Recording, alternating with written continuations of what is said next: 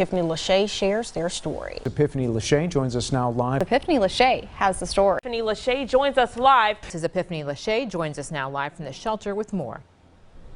Or by phone. You can find that link on our webpage at arclatexhomepage.com. And officials also ask that you wear loose clothing to be able to trying to see who has the best chili while keeping that main goal in mind, ending. Are completely covered in snow this morning as it continues to fall. I'm going to step out of the way just so you can see behind me.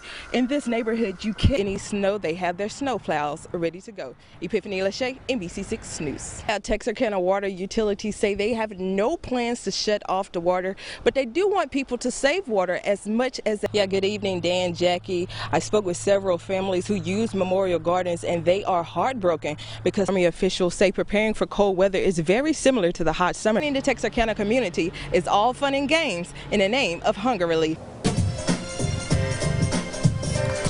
Right now, Jim, at 104.7 KTOY, that was. For nearly 30 years, KTOY has been serving the Texarkana community. The area's first black-owned radio station hit the air in 1992.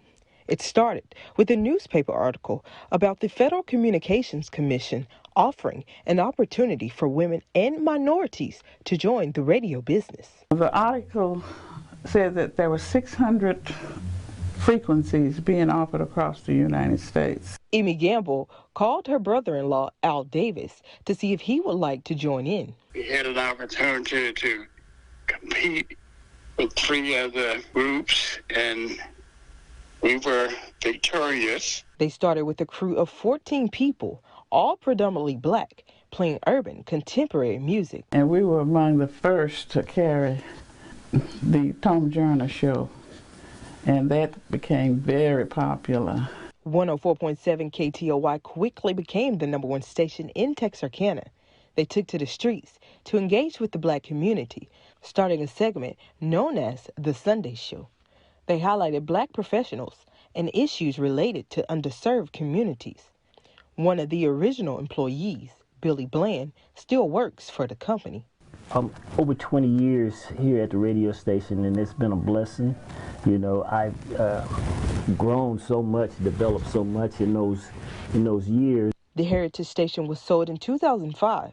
Owned by the Texarkana Radio Center, it now has a sister station known as KTOY Gospel. Because it's been around for such a long time, there comes a sense of heritage with that, a sense of belonging, a sense of ownership. And the community, I think, at large, loves and owns. You know, we only have to do a parade and you see people on the side of the street. Yeah, I love KTOY. Gamble and Davis say they are proud of what they started so long ago and glad to see the legacy continue. It makes me feel good because I thought we had something that the community could enjoy and like. Well, I just want them to keep up the good work. A Christmas wish has come early for one man in Texarkana. Volunteers with a nonprofit group have made his home more accessible to him. Epiphany Lachey has his story. In Texarkana, Texas, volunteers of the Texas Ramp Project are building a 40-foot-long wheelchair ramp for a local resident. His sister, Deborah Williamson, says being mobile is his goal. It feels really well. It's going to free him up to be more mobile. He's a double amputee and he's in a wheelchair, and it's going to make life a whole lot simpler for him. So I think this is a great project, and I really appreciate that for him. The Ramp Project started in 1985 and is based out of Dallas, Texas. As of today, volunteers say they have built over 100 miles of ramps across the state of Texas.